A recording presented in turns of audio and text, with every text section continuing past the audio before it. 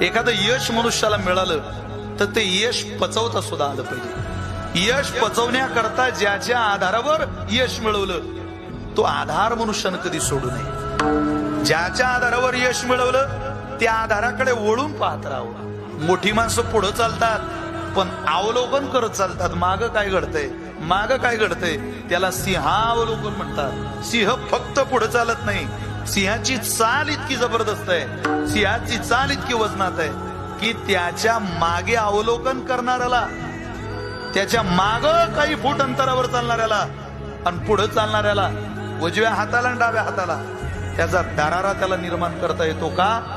त्याची नजर चौकस आहे, तो अवलोकन करत चालतो, आपण अवलोकन करत नाही।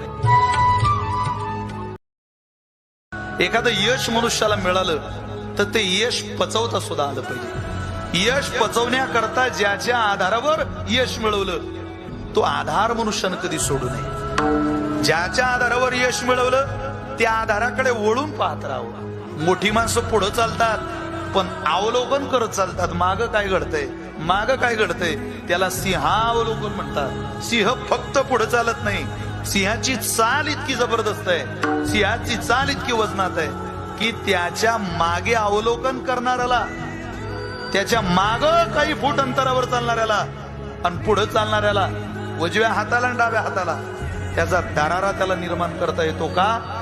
त्याची नजर चौकस आहे, तो अवलोकन करत चालतो, आपण अवलोकन करत नाही।